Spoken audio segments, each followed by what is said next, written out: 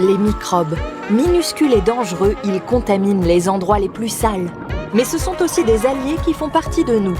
C'est même dans nos excréments qu'on trouve leurs principaux représentants, les bactéries intestinales. Bonjour à toutes et à tous, bienvenue dans ce nouvel épisode. Ici, on va parler du documentaire qu'Arte a sorti sur le microbiote. Ils en ont sorti plusieurs, mais récemment, ils en ont sorti un qui s'appelle « Notre microbiote nous domine-t-il ?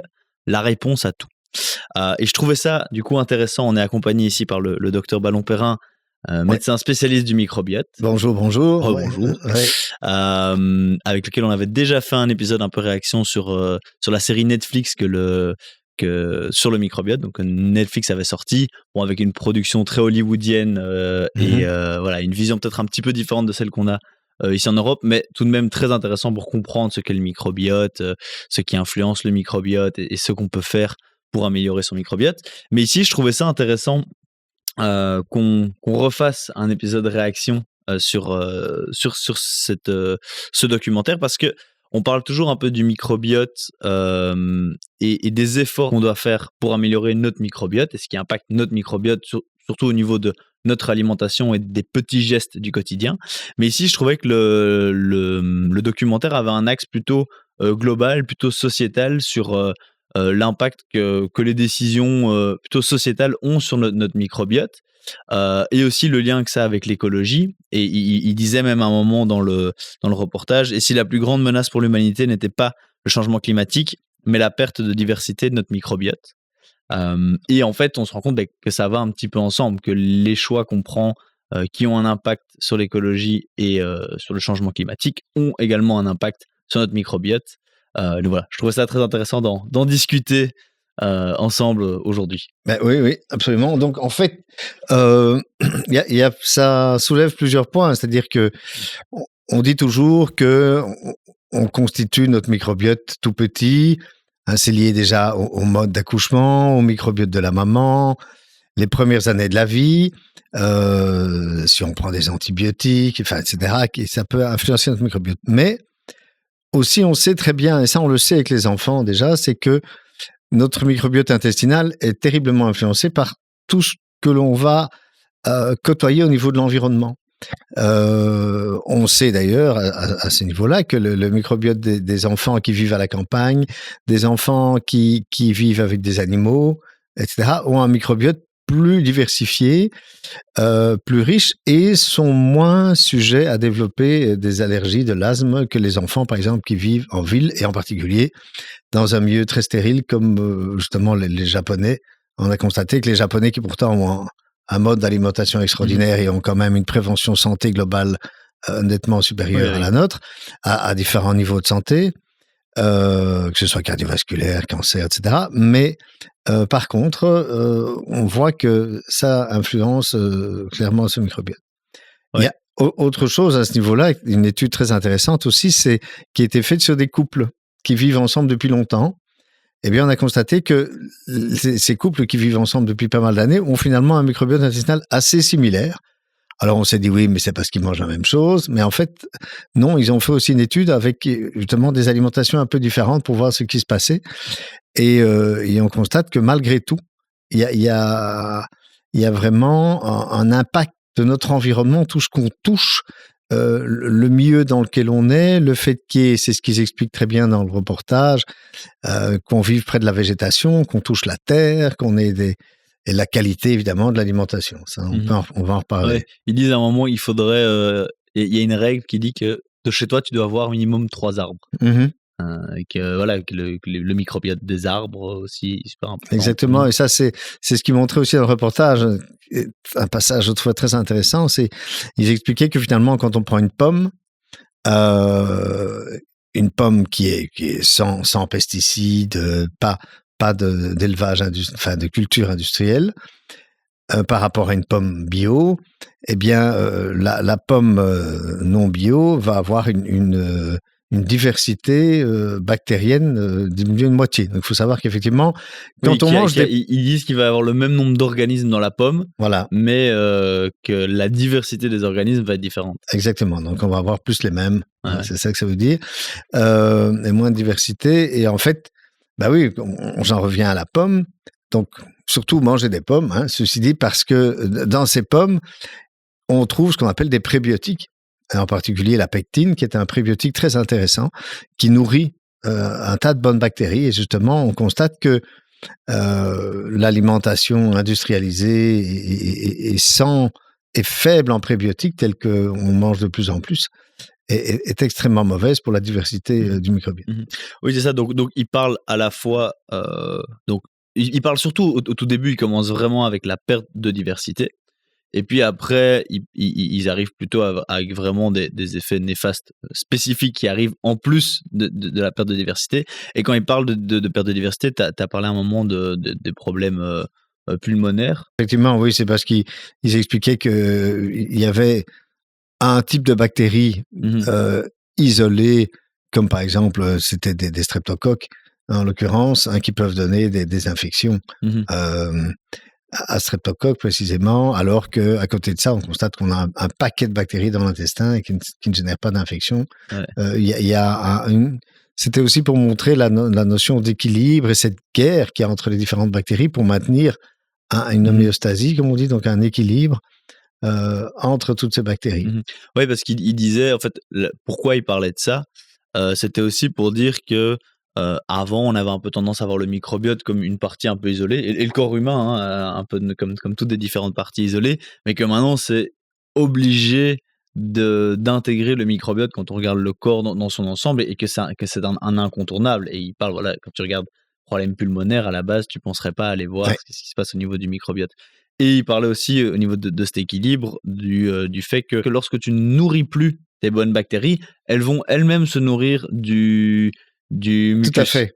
Alors c'est justement, ça c'est un élément très important, c'est-à-dire que le fait de manger, je parlais justement de ces prébiotiques, ça peut être des pommes, ça peut être des salades de pommes de terre froides, ça peut être des pois chiches, des choux, toutes sortes de légumes et de fruits en fait, aussi, des flocons d'avoine, enfin bon, il y a tout ce que l'on sait, il suffit d'aller vous allez sur Internet, sur une liste, voir les aliments riches en prébiotiques, puis vous aurez vu ce qu'il en est. Eh bien, de fait, tous ces aliments vont nourrir toute une population de ce qu'on va appeler, entre guillemets, des bonnes bactéries, et qui vont avoir ceci d'intéressant, c'est qu'elles vont, d'une part, stimuler, pour certaines, la production de ce mucus qui protège la paroi de l'interaction avec les mauvaises. Et effectivement, quand on ne nourrit pas certaines de ces bactéries, en particulier, on sait que c'est le cas pour certains bactéroïdes, justement, qui peuvent être à la fois nourris par des prébiotiques et être intéressants, et puis à la fois, si elles ne sont pas nourries, elles vont aller se nourrir du mucus, justement, et vont, de ce fait, abîmer la protection du mucus. Donc, c'est très, très, très important de nourrir correctement ces bactéries. Oui, et que l'alimentation aujourd'hui, pour beaucoup de personnes et dans beaucoup de pays, est plus du tout assez riche en fibres, et que du coup, non seulement on ne nourrit pas nos bonnes bactéries, mais en plus de ça, vu qu'on ne les nourrit pas, elles détruisent notre mucus, et ça explique certains phénomènes comme le passage de ces bactéries dans d'autres endroits, notamment les problèmes pulmonaires. Disons que ça explique surtout, ce qui se passe, c'est que quand on ne nourrit pas de fait ces bonnes bactéries, il se passe ce qu'on vient de dire, et en plus de ça, avec une alimentation genre, vous allez prendre un McDo, ou peu importe, je ne parle pas de la marque, mais peu importe, un hamburger frites, on va dire. Eh bien, vous allez avoir quoi là-dedans? Vous allez avoir des graisses saturées, des protéines, de l'amidon, pur. Il y a absolument rien en termes de prébiotiques. Oui, il y a une feuille de salade pour décorer, mais qui n'est pas riche en prébiotiques. Et donc, non seulement ça ne va rien apporter de bénéfique, mais en plus, on sait que en excès, quand on mange trop de protéines, trop de graisse animale en excès, que ça n'est pas équilibré, pas compensé, eh bien, ça va favoriser le développement d'autres bactéries, qui sont justement des protéobactéries, comme on les appelle plutôt, à tendance pro-inflammatoire et problématique. Et lorsque celles-ci vont entrer en contact avec le système immunitaire intestinal, eh bien, ça va favoriser la libération de messagers qui vont aller à gauche, à droite, enflammer le corps. Ça peut être les poumons, la peau, le cerveau, etc.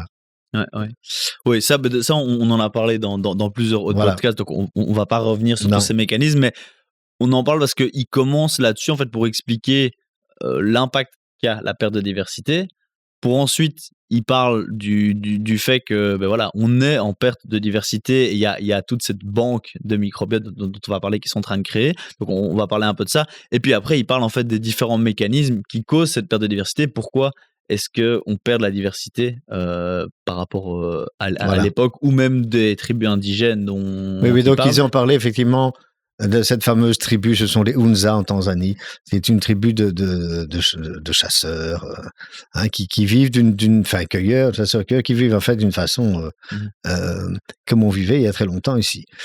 Et on constate que leur microbiote est assez différent du nôtre. Et qui contient de fait un certain nombre de bactéries qui ont disparu chez nous. Et qu'il y a des gens qui vont expliquer qu'il y a des voyages, limite des agences de voyage qui envoient les gens là-bas pour aller chercher leur petit échantillon de sel. C'est ça, chercher les sels, et puis on se fait ça, on met ça dans un Magimix. Et on se l'instille, voilà. Mais donc du coup, les populations qui vivent plus comme on vivait il y a je sais pas combien de centaines d'années, il y a 50 ans, et puis il y a 100 ans, et il y a 200 ans, je pense qu'il y a une évolution, mais je crois que ça s'est très fort accéléré ces 50, 100 dernières années. Et que du coup, il y a ce projet en Suisse qui est de se dire, on ne connaît pas encore toutes les bactéries, mais on sait qu'on est en train d'en perdre, et donc il faut absolument récolter un maximum de sel et les mettre dans des congélateurs pour que lorsque la science sera encore plus avancée et qu'on se rendra compte qu'il y avait une bactérie qui était hyper importante, dont on ne connaissait pas l'effet à l'époque, qu'on puisse la récupérer de ces congélateurs. Je trouve ça hallucinant. Oui, c'est hallucinant. En fait, ça renvoie un peu à ce qui se passe avec la fameuse transplantation du microbiote fécal. Donc, il faut savoir que en Belgique et en Europe, d'ailleurs, la transplantation du microbiote fécal ne se fait que dans un cas particulier. Ce sont des infections à Clostridium difficile qui donnent des diarrhées gravissimes qui résistent aux antibiotiques, etc. Ouais. Après, pas partout, ça a été accepté en Suisse. En Belgique, ça se fait partout, partout, mais uniquement pour ça. Ouais. Cette transplantation du microbiote fécal ne se fait pas parce qu'on trouve qu'on a un intestin problématique ou pour différentes raisons. On ne peut pas faire ça. Et la raison est la suivante. Même s'il y en a qui font ça comme des cow-boys aux États-Unis, torillés à travers pour le moment, mais la raison pour laquelle ça n'est pas encore autorisé, c'est que on est en train d'encore rechercher finalement quelle serait entre guillemets une composition de microbiote idéale. Ça n'est pas, on ne le sait pas pour l'instant. C'est surtout pas pareil pour tous. En plus, c'est pas pareil pour tous. Mais de trouver en tout cas un ensemble de bactéries intéressants. Maintenant, il y a la difficulté de toute manière qui va être complexe à contourner par rapport à ça, c'est de savoir en quelle mesure un donneur de sel ne va pas lui-même quand même véhiculer un certain nombre de maladies. Voilà. Mais l'idée est plutôt de rechercher un peu de golden stool, quoi, vraiment la selle idéale, ou en tout cas de recréer artificiellement un type de microbiote idéal qu'on pourrait réinstiller chez les patients. Oui, c'est ça. Oui, parce qu'aujourd'hui, on sait que avec les bactéries, c'est ce qu'ils disent un petit peu dans le reportage aussi, que ça a beaucoup avancé ces dernières années grâce à la métagénomique, où on peut identifier les familles de bactéries qui se trouvent chez une personne en séquençant ses selles. Et ça nous permet maintenant avec les bactéries qu'on connaît, de pouvoir dire, voilà, si vous avez trop de celle-ci ou pas assez de celle-là, il faut rééquilibrer. Mais il y a encore beaucoup de bactéries qu'on ne connaît pas, et que donc, si on va donner le microbiote de quelqu'un avec certaines bactéries qu'on ne connaît pas, qui ont un effet très important, notamment sur, par exemple, la dépression ou autre, on avait vu ça dans le microbiote, enfin, dans l'épisode Netflix où elle prend le microbiote de son frère et en un coup devient dépressive très rapidement, et elle arrête et ça s'en va. Mais ça, c'est dû à certaines bactéries qu'aujourd'hui on ne connaît pas. Exactement. Encore. Donc c'est pour ça qu'il faut bien, c'est pour ça que c'est important que tu parles de ça. Il faut bien faire la différence entre ce qu'on connaît bien dans le microbiote et de savoir que si on retrouve chez quelqu'un un microbiote où il y a un déficit en un certain nombre de bactéries fondamentales pour protéger la paroi, pour ceci, pour cela, et un excès d'un certain nombre de bactéries que l'on sait être pro-inflammatoires et problématiques, ça c'est une chose. Et ça, c'est d'où l'intérêt de faire ce genre d'analyse et ce qu'on peut en faire médicalement actuellement. Et puis alors, autre chose, c'est comme tu dis, c'est de transplanter un microbiote avec des choses qu'on connaît et d'autres qu'on ne connaît pas. Et là, c'est pas Ouais. pareil. C'est pour ça qu'il y a encore cette prudence maintenant. Bon, là, on a un petit peu dévié sur la question de la transplantation. Mais pour revenir un petit peu ils en parlent aussi hein, dans l'épisode, donc on n'est pas totalement hors sujet. Mais vraiment, ce vers quoi ils nous amènent, c'est de dire, aujourd'hui, il y a une perte de diversité. Pourquoi? Et ils articulent un petit peu sur 3 grands axes que j'aimerais qu'on creuse un petit peu. Le premier, c'est la surstérilisation, dont on a un petit peu parlé. Donc, j'en ai parlé tout à l'heure, oui. L'uniformisation des cultures et les pesticides, et puis l'alimentation ultra transformée. Mais on va peut-être parler de cette uniformisation des cultures et des pesticides. Et je trouvais qu'il y avait un exemple qu'elle avait donné en termes d'uniformisation des cultures. C'était que donc on parlait des prébiotiques. Un des types d'aliments qui est prébiotique sont ce qu'on appelle les crucifères, dans lesquels on va retrouver les choux et autres. Et ils expliquent que les choux étaient trop amers au goût des consommateurs, et donc ils les ont un petit peu transformés pour les rendre moins amers, et que du coup, ils étaient plus vulnérables face aux insectes, et que du coup, ils ont dû rajouter des pesticides dessus. Et que du coup, ils n'avaient plus les vertus qu'ils étaient supposés avoir, quoi. Là, je trouvais un exemple assez exceptionnel de la transformation de l'aliment, enfin de la culture. Donc, c'est même pas ce qu'on appelle le manger transformé, ça c'est encore autre chose. C'est vraiment la transformation de la culture à la base qui crée des aliments qui ne sont plus les mêmes. Absolument. Donc ça, c'est très, très important et c'est comme ça pour énormément d'aliments. C'est valable pour des légumes, pour des céréales, pour les fruits, etc. Il y a une telle intensivité de la culture avec ce qu'on appelle ils font des hybridations, hein, donc des sélections pour avoir des espèces qui sont plus ceci ou plus cela. Ils utilisent des pesticides de façon... maintenant, en Europe, ça va mieux. C'est pas le cas dans d'autres pays dans le monde, entre autres en Amérique du Sud, où d'ailleurs on va ramener beaucoup de produits avec les nouveaux accords qui ont été créés, donc ça c'est absolument magnifique. Mais et donc effectivement, ce qu'il faut se rendre compte, c'est que avec ces pesticides, il y a 2 problèmes qui se posent. Un, c'est une perte de la diversité bactérienne ou une perte, comme tu dis, là, on est plutôt dans des modifications géniques de l'aliment. C'est donc une perte de qualité intrinsèque de l'aliment qui ont disparu, ou alors le fait d'avoir des quantités de pesticides importantes qui modifient la diversité bactérienne de l'aliment, outre ses qualités nutritionnelles.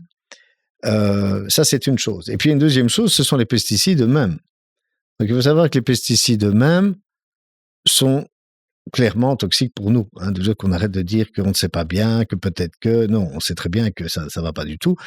Et d'ailleurs, il y a un très simple exemple pour savoir ça, c'est que on sait maintenant, en tout cas, un certain nombre de pesticides qui étaient utilisés avant et qui, heureusement, ont été retirés. En tout cas, du marché européen. Mais ça ne veut pas dire que ce qu'on achète en Europe ne le trouve pas. ont déclenché des maladies de Parkinson, donc ça c'est très, très connu, et même des pesticides comme le Roundup a un impact aussi là-dessus, a un impact sur le système dopaminergique, a un impact sur le système GABA qui joue sur l'anxiété, a un impact sur le système entérique qui joue sur la motricité intestinale, et donc c'est pas pour rien que les maladies de Parkinson chez les agriculteurs et chez les gens qui sont professionnellement exposés aux pesticides est considéré comme une maladie professionnelle. Donc ça veut tout dire. Ça veut bien dire que c'est reconnu. De la même manière qu'un certain nombre de cancers sont reconnus comme maladies professionnelles chez les gens qui sont exposés aux pesticides. Donc c'est quand même quelque chose de terrible. Alors, on pouvait en tout cas se rassurer en sachant quand même qu'au niveau européen, on a mis beaucoup plus d'exigences auprès des agriculteurs par rapport à ça. Mais si on importe massivement des produits moins chers de pays où on fait moins attention à ça, c'est forcément... D'abord, c'est pas bon pour les agriculteurs ici, et en plus, c'est pas bon pour nous. Donc, gros problème. Et du coup, comment est-ce qu'on fait pour éviter un peu l'appauvrissement de nos aliments? Parce que j'ai un peu l'impression qu'il y a d'un côté c'est soit tu achètes bio, soit tu achètes pas bio, mais est-ce qu'il n'y a pas un peu un entre-deux parce que, en effet, chaque pesticide n'est pas le même. enfin, tu disais qu'il y avait différents types de Voilà, on va pesticides pas rentrer dans ouais. tous les détails techniques, mais c'est certain que entre ce qui est bio, et donc, soyons clairs, ce qui est bio et ce qui est certifié bio, hein, de façon valable, parce qu'il y a aussi certains produits qu'on peut trouver dans des grandes surfaces dont la certification bio, ça reste à voir. Donc, après, comment est-ce qu'on peut... il y a des labels, hein, des labels bien précis, comme Ecocer, ou qui sont des labels où, à partir du moment où ce label est donné à un produit, ça veut dire que il y a eu tout un cahier des charges qui était respecté. Et là, on est un peu sûr de ce qu'il en est. Donc, ils sont quand même assez exigeants en général. Hein. Donc ça, c'est une chose. Mais alors, outre ces labels-là, il y a aussi des gens qui travaillent en ce qu'on appelle en agriculture raisonnée. Tout ce qui est... Et là, c'est effectivement, ils utilisent le moins possible de ce qui est encore relativement nécessaire, mais ils essaient de travailler de plus en plus avec la nature telle qu'elle est, et d'utiliser le moins possible de ces produits, sauf éventuellement certaines choses indispensables, comme le sulfate dans le vin, des choses pour le raisin, des choses pareilles. Et où est-ce qu'on peut les trouver? Où est-ce qu'on peut les trouver? D'abord, effectivement, il y a bien sûr qu'il y a les magasins, il y a les magasins bio, c'est une chose. Mais ce qui est alors ça, il faut se renseigner. Il faut chercher, quoi. Il faut se renseigner. On peut avoir des magasins indépendants qui vendent ça. On peut avoir sur les marchés, on peut trouver des gens qui font ça. Donc là, il faut connaître un peu l'agriculture. Il faut connaître un peu. Parce que ça, c'est un autre point, parce qu'il y a la question des pesticides, mais aussi la question un peu de... Ça revient un peu à la surhygiène. Tu vois, ces aliments qui sont super propres, super bien lavés. Quand tu achètes une salade au supermarché pré-lavée, avec même en label bio, j'imagine qu'il ne doit pas rester grand-chose dans cette salade. Non, mais c'est pour ça que le label bio, ça veut dire quoi? Ça veut dire effectivement qu'il n'y a pas eu une certaine quantité de pesticides qui étaient mises dessus. Ça dépend pour quel produit, ça dépend. Il y a des variantes, mais en gros, ça veut dire ça. Ça ne veut pas dire que par après, donc la façon dont ça a été lavé... c'est d'aller en fait vers des plus petits agriculteurs qui font moins du gros volume, avec un calibre standard et une propreté standard, exactement, avec des produits qui sont au final, des circuits plus courts, avec des produits plus bruts, qui ont été moins, avec une agriculture où on a moins détruit la terre, bousillé tout ce qu'il y avait dans la terre, parce qu'en fait c'est un peu ça qui se passe avec l'agriculture intensive, pour avoir... on le constate avec la permaculture, avec d'autres techniques de culture, on constate qu'on peut très bien arriver à obtenir un produit correct sans balancer des quantités phénoménales de pesticides. Oui, c'est ça. Mais donc en fait, faire attention, si on devait en tant que civilisation ou société faire plus attention à notre microbiote, ça voudrait dire moins balancer des pesticides, faire des agricultures moins intensives et donc de plus petits à plus petite échelle, avoir plus d'arbres et de végétation autour de nous pour avoir un microbiote environnemental plus intéressant. Donc en fait, tout ça, c'est des pratiques assez oui, mais en fait, ce sont des pratiques finalement assez naturelles. Oui, assez basiques. Le fait, au lieu d'aller chercher des produits transformés dans des grosses structures d'industrie alimentaire, et de prendre plutôt des produits chez des artisans, des choses plus petites, plus petits volumes, cultivés autrement, ça c'est un. Deuxièmement, le fait d'avoir plus un contact soi-même avec la nature, avec la terre, avec les arbres, avec les animaux, etc. Et plutôt que quelque chose de tout à fait anaturel, comme se retrouver dans des caisses de béton, entouré de béton avec peu de végétation, etc. Ça, on sait que ça modifie le microbiote. Et troisième point, c'est l'alimentation, évidemment. Le fait d'avoir une alimentation, indépendamment de... Maintenant, sans parler du côté pesticides, pas pesticides, mais au niveau type d'alimentation, le fait d'avoir une alimentation riche en prébiotiques ou pas, le fait d'aller manger le midi des pâtes avec du ketchup et le soir un hamburger avec des frites, ben ça va pas aller, quoi. Ouais. Donc en fait, si on allait, bon après ça c'est un peu des discours un peu utopistes ou autres, mais si on passait peut-être un peu plus de temps à peut-être à cultiver nous-mêmes, du coup avoir des produits qui sont plus circuit court et du coup passer plus de temps en contact avec la terre. Bon, c'est peut-être pas possible pour tout le monde, surtout en ville ou autre, mais après il y a des potagers communs ou quoi, mais ce serait un peu une solution pour récupérer un microbiote d'antan, c'est peut-être être passé plus de temps dans le jardin et cultiver des légumes pour nous, quoi. Absolument. Ouais. Bon voilà, bon ça c'est une petite parenthèse.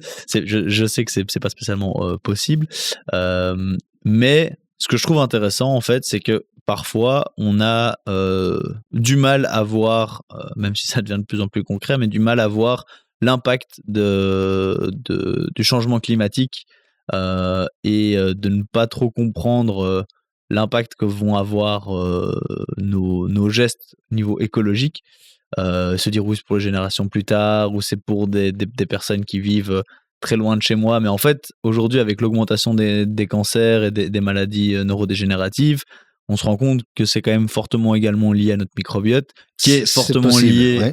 à ce qu'on mange et à la qualité de l'environnement dans lequel on vit. Donc en fait, aujourd'hui, être écolo ou avoir des actions qui ont un impact positif sur l'environnement, mais ça a également un impact positif sur nous directement, parce que ça a un impact sur notre microbiote.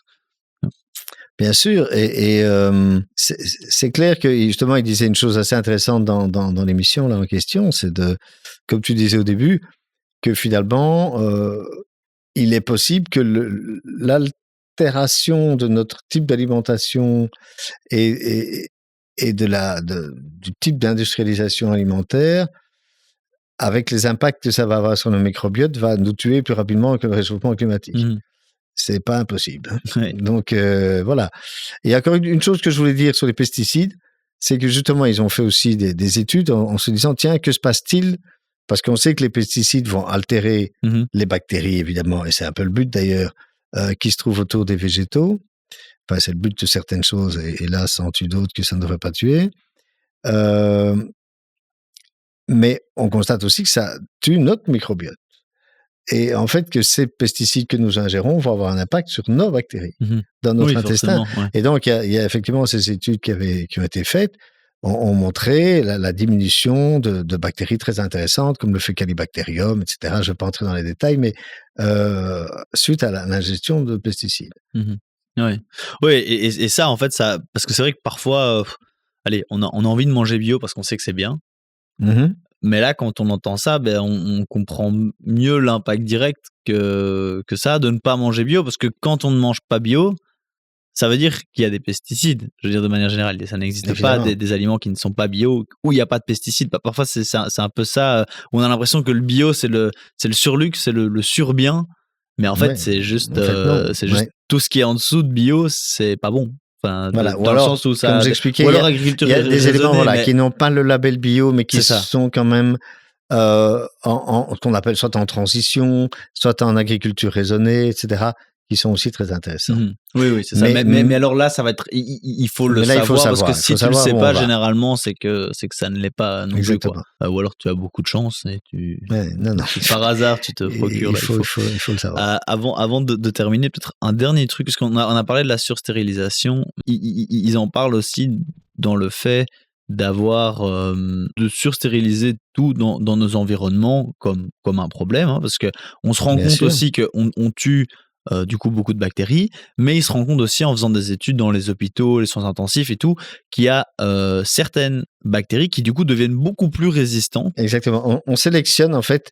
En faisant ça, bon, maintenant, il faut le faire. Oui, hein, c'est parce que l'étude était dans les soins intensifs. Exactement. Mais... Je veux quand même qu'on resitue. Il est un fait que depuis qu'on a appris tout simplement qu'il fallait se laver les mains, parce qu'on se lavait les mains, en se lavant les mains avec du savon, pas juste de l'eau, le savon va tuer les bactéries gram négatives, qui sont des bactéries en général problématiques. On a, grâce à ça, améliorer la santé de la population de façon phénoménale, diminuer la mortalité de façon phénoménale. Donc ça, c'est ce qu'ils disent aussi. Voilà, et c'est ce qu'ils disent aussi. Donc ça, c'est la première chose qu'il faut pas oublier. Maintenant, par ailleurs, en effet, avec la stérilisation, le problème, c'est qu'on va sélectionner des bactéries résistantes à ça, et qui sont des bactéries justement qui sont problématiques, résistantes aux antibiotiques, etc. Donc c'est sûr que il faut trouver un équilibre entre les deux. Ça dépend évidemment des endroits, parce que quand on ouvre le ventre, il y a intérêt quand même que ce soit stérile. Mais par ailleurs, c'est certain que la surstérilisation, et ça c'est peut-être quelque chose dont on peut parler à l'hôpital en dehors de zones comme la salle d'opération, les soins intensifs, où il faut peut-être repenser la chose. Bonjour. En ce moment, vous pensez sûrement à une personne qui pourrait bénéficier du contenu de cet épisode. Si c'est le cas, je vous invite à le lui partager. Je vous remercie pour votre soutien et je vous souhaite une bonne écoute. Aujourd'hui, comment est-ce qu'on peut faire pour retrouver un peu un équilibre sain entre, à vivre dans un minimum d'hygiène et de stérilisation, mais sans non plus complètement aseptiser nos environnements. Donc en fait, c'est complexe, parce qu'en réalité, ça dépend de l'état de santé de la personne. C'est-à-dire que quelqu'un qui est en bonne santé, qui n'a pas de carence importante, qui n'a pas de déficit immunitaire, parce qu'il a une maladie XY, ou parce qu'il a des carences en vitamine D, en zinc, enfin des choses très importantes pour l'immunité, va pouvoir beaucoup mieux ou un microbiote en forme. On sait que ça a aussi un lien avec un microbiote en forme, absolument, un microbiote en forme va beaucoup mieux supporter l'exposition à différents types de bactéries. Et cette exposition va encore le renforcer. C'est ça qui est intéressant. C'est un cercle vertueux. À l'inverse, quelqu'un qui est dans une situation d'immunodépression et avec de multiples carences, etc., là, c'est évidemment, il y a un microbiote qui n'est pas en bon état, c'est évidemment plus complexe. Mais donc, pour en revenir à ce qui devrait être le cas chez quelqu'un a priori en bonne santé, à commencer par les bébés, c'est d'avoir une exposition à plus de bactéries. Et c'est connu maintenant, on dit d'ailleurs que quand il y a une tute qui tombe par terre, il faut pas la nettoyer, quoi. Ouais, parce qu'il y a un peu ce truc, moi j'ai vu autour de moi des parents qui ne voulaient pas qu'on touche le bébé les 3 premières semaines ou autre. Du coup, le bébé, quand il est né, du coup, pas par césarienne et que la maman a un bon microbiote, il est supposé avoir un bon microbiote, le bébé. Le microbiote, c'est plus complexe. C'est que le microbiote va s'installer progressivement les premières semaines de vie. Donc, néanmoins, je pense que la nature est faite de telle sorte qu'il y a des bébés qui se retrouvent dans des situations d'hygiène très relative, et pourtant ça va très bien. Donc c'est aussi plus résistant qu'on ne pense. Oui, c'est ça. Mais étant donné qu'on développe beaucoup notre microbiote dès les premières semaines, ça pourrait être intéressant. C'est intéressant, effectivement. Maintenant, il faut savoir, on est en contact avec qui. Parce que si celui qui embrasse le bébé se tape... oui, tant que la personne n'est pas malade. Est malade, évidemment, c'est plus compliqué. Oui, du coup, c'est plus facile dans des périodes où les gens sont moins malades plutôt que dans les périodes où les gens sont malades. C'est plus facile dans les périodes où les gens sont moins malades, parce que le problème, on le connaît bien, c'est que c'est pendant la période d'incubation qu'on est contagieux aussi. Il y a le début des symptômes, et là, on ne le sait pas. Donc, voilà, ceci peut expliquer cela, mais c'est vrai que dans des périodes, effectivement, hors épidémie, entre guillemets, c'est tout à fait intéressant que les bébés soient en contact avec énormément de choses et de gens. Eh ben, je pense qu'on a fait le tour de la question. Donc, pour conclure, sauvez la planète pour sauver votre microbiote. Je crois que c'est une bonne phrase pour conclure. Voilà, n'hésitez pas à nous dire aussi en commentaire si ça vous plaît, ce genre de format, s'il y a d'autres reportages ou séries que vous avez vues sur un sujet relatif à la santé ou à la nutrition que vous aimeriez qu'on aborde. C'est toujours intéressant pour nous de regarder et puis de discuter, de voir ce qu'on en pense. N'hésitez pas à partager cet épisode avec d'autres personnes, à liker l'épisode, à vous abonner à la chaîne. Ça nous aide toujours beaucoup. Et aussi, je rappelle, l'épisode est disponible sur Apple Music, Apple Podcast du coup, Spotify, Deezer, toutes les bonnes plateformes de podcast. Voilà, n'hésitez pas à vous abonner à la chaîne pour recevoir une notification des nouveaux épisodes. Et à bientôt. Voilà. Et merci. Au revoir, bonne soirée. Bonjour. En ce moment, vous pensez sûrement à une personne qui pourrait bénéficier du contenu de cet épisode. Si c'est le cas, je vous invite à le lui partager. Je vous remercie pour votre soutien